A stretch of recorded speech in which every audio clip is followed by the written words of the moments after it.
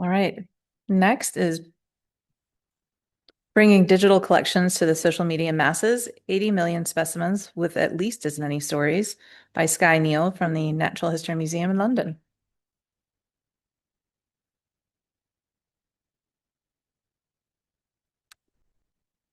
Hello everyone. My name is Skye, and I'm a digitizer at the Natural History Museum, London.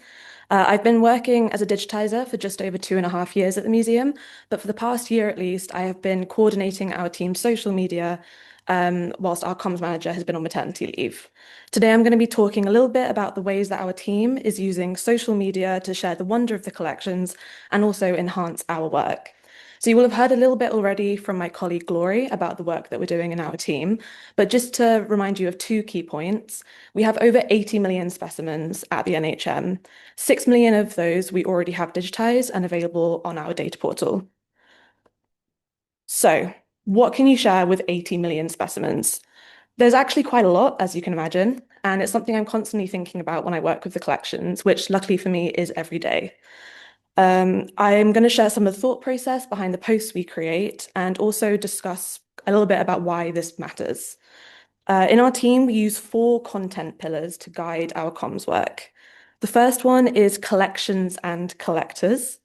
Seems pretty self-explanatory, but we can talk about the people that found the specimens that form our collections, as well as how their work has had an impact. We have an example here from the Historic Banks collection, which we are in the process of digitizing on a specimen and draw level. We also can talk a little bit about what we know about the species represented in our collections and why we've chosen to digitize them first out of all the millions of others. It's also a great way to collaborate with curators. So we have an example, Tales from the Crypt, which was a Halloween short video series we did showcasing different areas of the cryptogamic herbarium in the museum. The second pillar is technology, and here we have a couple of different approaches. We can showcase our workflows and the way we're actually digitizing, which is something that people often have lots of questions about and seem really keen to learn from. In this case, we did a little fun video talking about our slide workflow following the Wes Anderson trend. We also do things in person, not just online. So creating workshops and activities that can engage different audiences. And so we can share a little bit about the ways that we're approaching that and also the outcome of these events. And here we have Rosie and Christina from our Halloween event. The third pillar, behind the scenes. People like to see and connect with other people. And the great thing about social media is that it's putting people at the forefront of the work. This isn't always the easiest thing to do. And obviously, everyone has different levels of things that they're comfortable with. But one way that we have approached this as a team is through our Meet the Digitizer series. This has allowed colleagues to introduce themselves and for the public to see the kinds of backgrounds and interests that make up people in our field. We have also found this useful in preparing the next generation of digitizers, giving them a chance to practice communication skills and giving them a bit of agency over their work when they undertake placements with us. The fourth pillar and final pillar is data in action. We can talk about the way that our data is being used, like the 4,500 papers that cite us, and usually involves highlighting the work of the wider scientific community.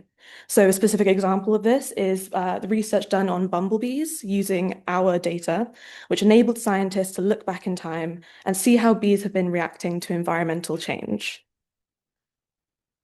But why does it matter? We can spend all of this time on comms, but what effect is this actually having? And for the digitisation team, there are several ways that we found that this work matters. We are increasing awareness with new audiences about innovative work in an emerging field. And we've had over 10,000 engagements on Instagram in the last month alone.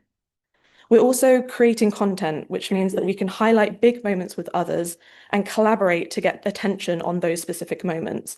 So the research on bees that I just mentioned was shared across 222 media outlets, reaching 16.7 million people, which is millions more than we might have reached with traditional publishing. And also by advocating for the collections and the planet, we can create those advocates and really ensure the longevity of our collections. Ultimately, what makes our social media content engaging is actually the people in our team. Everyone is encouraged to share how they want and also utilize their own interests to attract a range of audiences. If you find something interesting or different or new, there's going to be someone else out there that really wants to hear about it. So how do you think you could engage people with your work? Thank you so much for listening. A little bit of a shameless plug here with our social media if you want to have a look. And if you have any questions, feel free to approach me during the breaks or also get in contact with my email. Thank you so much.